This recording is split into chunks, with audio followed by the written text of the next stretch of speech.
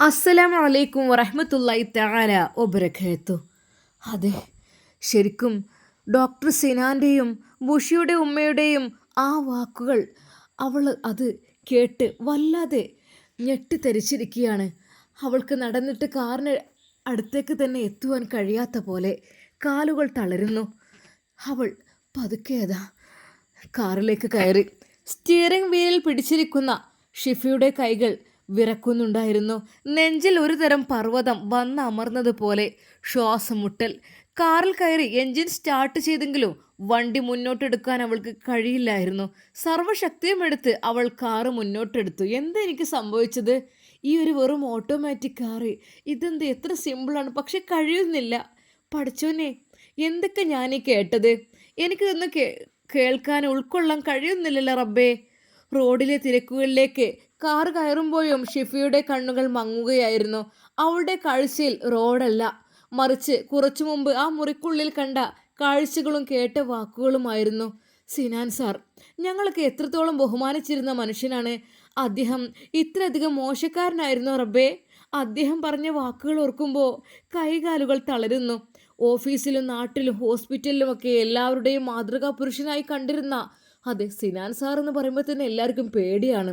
സാറിൻ്റെ യഥാർത്ഥ മുഖം ഇത്രയും ഭീകരമായിരുന്നു എന്ന് ഷിഫയ്ക്ക് വിശ്വസിക്കാനേ കഴിയുന്നില്ലായിരുന്നു.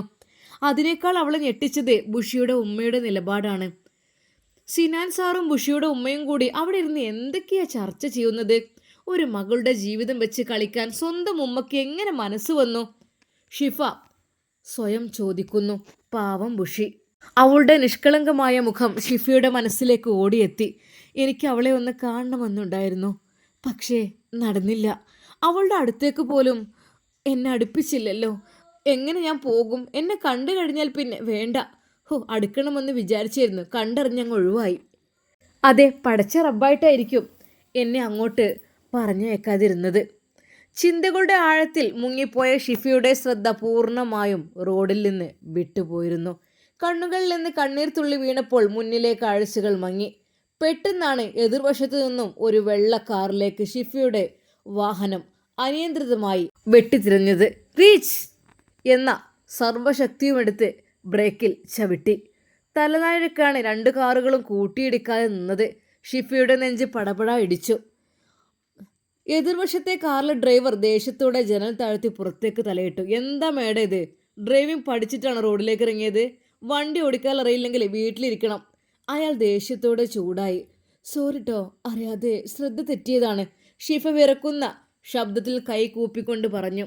അയാൾ ദേഷ്യത്തോടെ ചീറുപ്പാഞ്ഞു പോയെങ്കിലും ഷിഫയ്ക്ക് തൻ്റെ കാറിൻ്റെ കൺട്രോൾ തിരികെ പിടിക്കാൻ കഴിയുന്നുണ്ടായിരുന്നില്ല.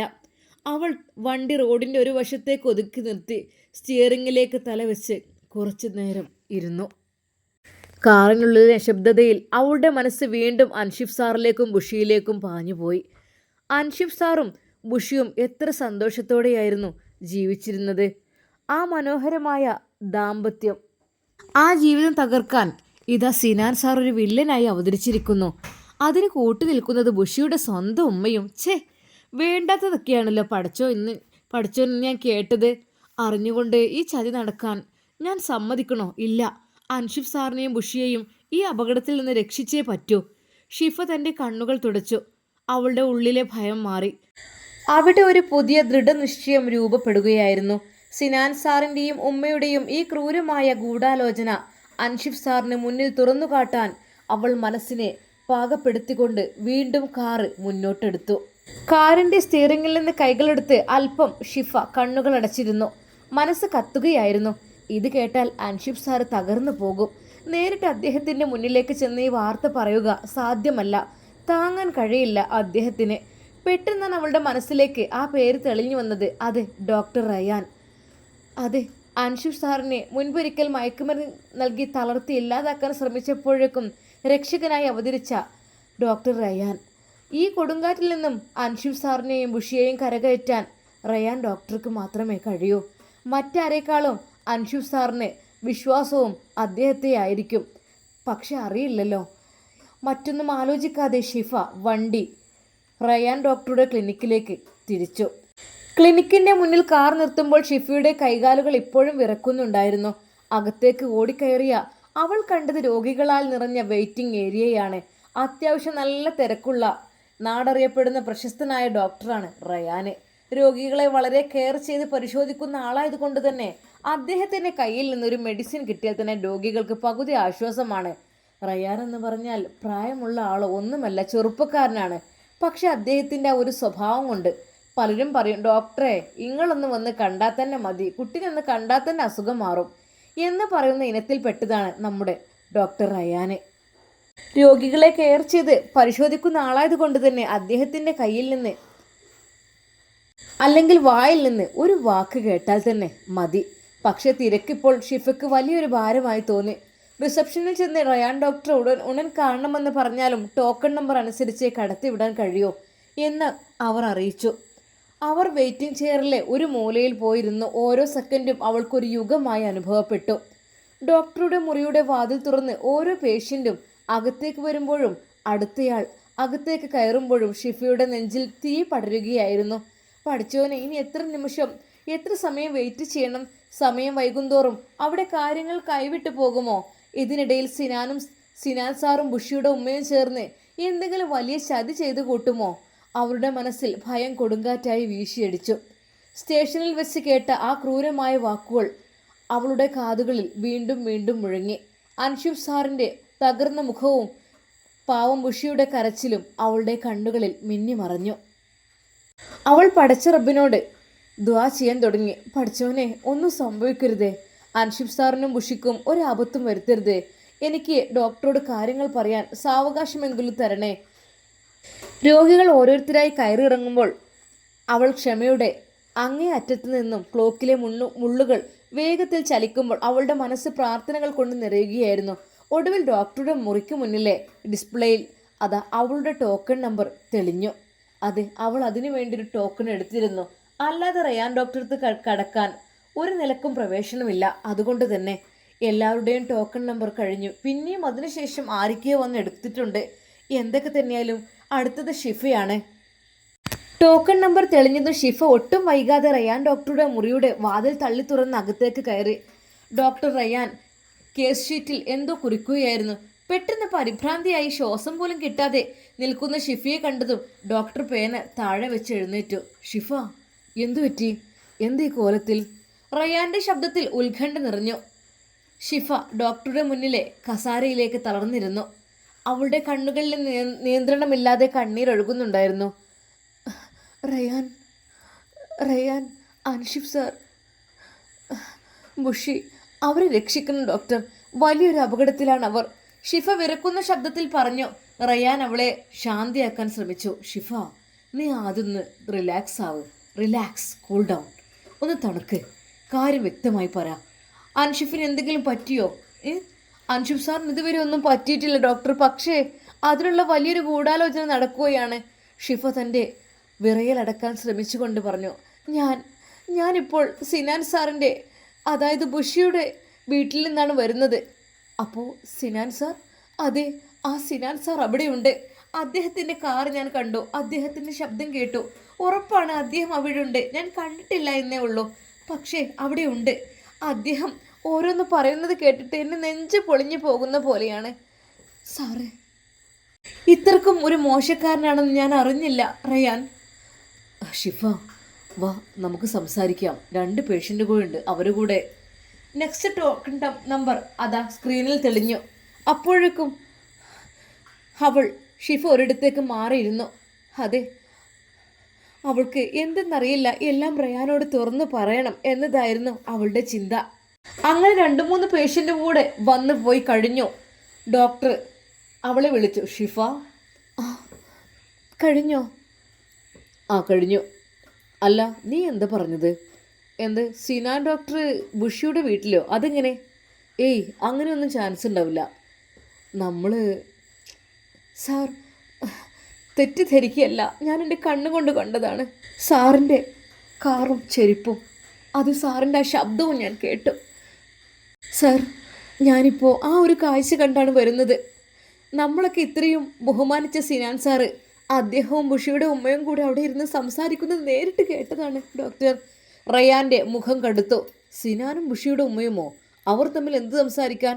അൻഷിഫ് സാറിൻ്റെയും ബുഷിയുടെയും ദാമ്പത്യ ജീവിതം തകർക്കാനുള്ള പദ്ധതികളാണ് ഡോക്ടർ. ബുഷിയുടെ ഉമ്മയും സിനാൻ സാറും ചേർന്ന് അൻഷിഫ് സാറിനെ തകർക്കാനോ ബുഷി അവിടെ നിന്ന് മാറ്റാനോ എന്തൊക്കെയോ മരുന്നുകളും തന്ത്രങ്ങളും ആസൂത്രണം ചെയ്യുകയാണ്. അൻഷിഫ് സാറിനെ വീണ്ടും പഴയതുപോലെ മയക്കുമരുന്നിൻ്റെയോ മറ്റോ കെണിയൽപ്പെടുത്തി ഇല്ലാതാക്കാനാണ് അവരുടെ പ്ലാന്. ഷിഫയുടെ ഓരോ വാക്കും കേൾക്കുമ്പോൾ റയാൻ ഡോക്ടറുടെ കണ്ണുകളിൽ കോപം ആളിക്കത്തുകയായിരുന്നു. മുന്നിലിരുന്ന കേസ് ഷീറ്റ് അയാൾ മേശപ്പുറത്തേക്ക് അമർത്തി വെച്ചു. സിനാൻ, അവൻ ഇത്രമാത്രം അതമ്പതിച്ചോ? റയാൻ ദേഷ്യത്തോടെ പല്ലുറുമ്മി. മുൻപും അൻഷിഫിന് മയക്കുമരുന്ന് നൽകി തളർത്താൻ നോക്കിയപ്പോൾ ഞാൻ അവനെ മരണക്കയറിൽ നിന്ന് വലിച്ചു കയറ്റിയതാണ്. അന്ന് ഇതിൻ്റെ പിന്നിൽ ആരെന്ന് ശരിക്കും വ്യക്തമായിരുന്നില്ല. ഇപ്പോൾ സിനാൻ്റെയും ആ ഉമ്മയുടെയും യഥാർത്ഥ മുഖം പുറത്തു വന്നല്ലോ അല്ലേ? റയാൻ കസാരയിൽ നിന്ന് എഴുന്നേറ്റു. അയാളുടെ വിറക്കുന്ന കൈകൾ മേശപ്പുറത്ത് അമർന്നു. അൻഷിഫിൻ്റെ മുന്നിലേക്ക് ഈ വാർത്ത നേരിട്ടെത്തിയാൽ അവൻ തകർന്നു പോകും എന്ന് നിന്റെ ചിന്ത വളരെ ശരിയാണ് ഷിഫ. അതെ, നീ അത് പറയാത്തത് നന്നായി. നീ ആദ്യമേ അങ്ങനെ വിചാരിച്ചു കൊണ്ട് നന്നായി. അവൻ്റെ മനസ്സിന് ഇപ്പോൾ അത് താങ്ങാൻ കഴിയില്ല. റയാൻ ദൃഢതയോടെ പറഞ്ഞു. പക്ഷേ ഈ ചതിയിൽ തുടരാൻ ഞാൻ സമ്മതിക്കില്ല. ബുഷിയുടെ നിഷ്കളങ്കതയെയും അൻഷിഫിൻ്റെ ജീവിതത്തിലും വെച്ച് കളിക്കാൻ ഒരു സിനാനെയും ഉമ്മയെയും ഞാൻ അനുവദിക്കില്ല. റയാൻ ഉടൻ തന്നെ തൻ്റെ ഫോൺ എടുത്തു. നീ പേടിക്കേണ്ട ഷിഫ, നീ ചെയ്തത് വളരെ വലിയൊരു കാര്യമാണ്. ഇനി എന്താണ് ചെയ്യേണ്ടതെന്ന് എനിക്കറിയാം. നിയമപരമായും അല്ലാതെയും സിനാൻ്റെയും ആ ഉമ്മയുടെയും കൊടും ചതി ഞാൻ ജനങ്ങൾക്ക് മുമ്പിൽ തുറന്നു കാട്ടും. അൻഷിഫിനെയും ബുഷിയെയും തൊടാൻ ആരെയും ഞാൻ അനുവദിക്കില്ല. റയാൻ ഡോക്ടറുടെ വാക്കുകൾ ദൃഢത കേട്ടപ്പോൾ ഷിഫയുടെ ഭയം കുറഞ്ഞു. തൻ്റെ അൻഷിഫ് സാറിനും ബുഷിക്കും മുന്നിൽ ഡോക്ടർ റയാൻ ഒരു ഉറച്ച കാവൽ മാടനുമായി നിൽക്കുമെന്ന് അവൾക്ക് ഉറപ്പായി. അതേസമയം മറ്റൊരിടത്ത് ക്രൂരമായ ഗൂഢാലോചന അതിൻ്റെ കടുത്ത ഘട്ടത്തിലേക്ക് കടക്കുകയായിരുന്നു. സിനാനും ബുഷിയും ഉമ്മയും ഒരു മുറിയിലിരുന്ന് യാതൊരു കുറ്റബോധവുമില്ലാതെ ചിരിച്ച് സംസാരിക്കുകയായിരുന്നു. തങ്ങളുടെ ചതിയിലൊരു കുടുംബം തകരാൻ പോകുന്നു എന്ന ചിന്തയേക്കാൾ ഉദ്ദേശിച്ച കാര്യം നടക്കാൻ പോകുന്നു എന്ന അഹങ്കാരമായിരുന്നു അവരുടെ മുഖത്ത്. എന്നാൽ ശരി ഉമ്മ, ഞാൻ പോയിട്ട് ഡൈവോഴ്സ് നോട്ടീസ് സെറ്റാക്കട്ടെ.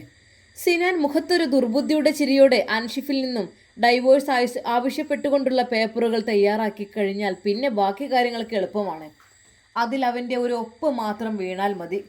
ബുഷിയുടെ ഉമ്മ അത് കേട്ട് സംതൃപ്തിയോടെ തലയാട്ടി. അതെ സിനോ, ഈ പെട്ടെന്ന് നടക്കണം.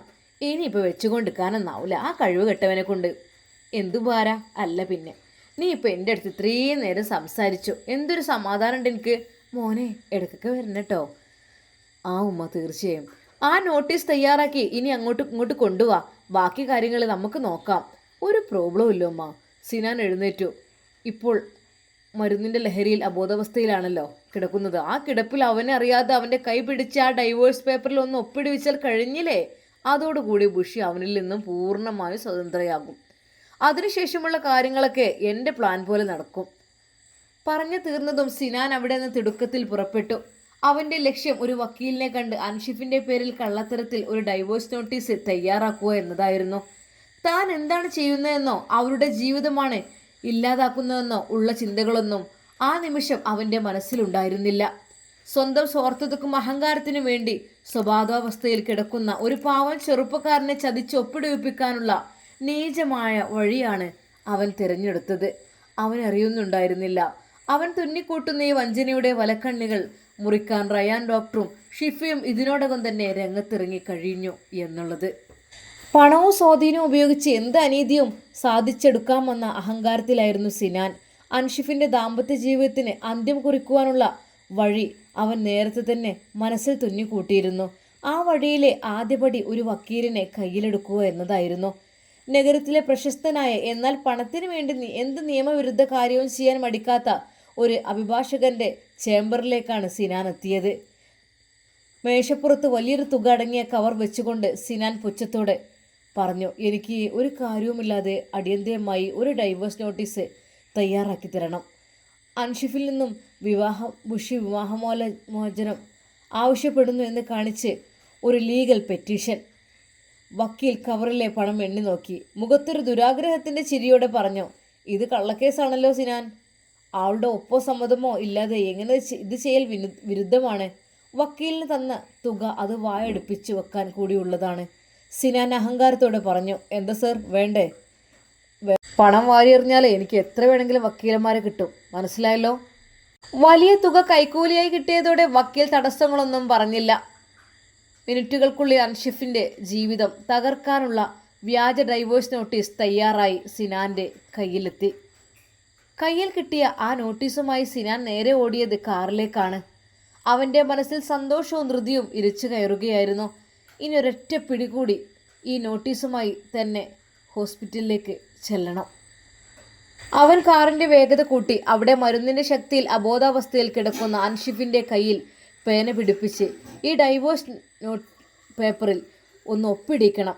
ഉഷിയുടെ ഉമ്മയും കൂടെ ഉള്ളപ്പോൾ സംഗതി വളരെ എളുപ്പമായിരിക്കും.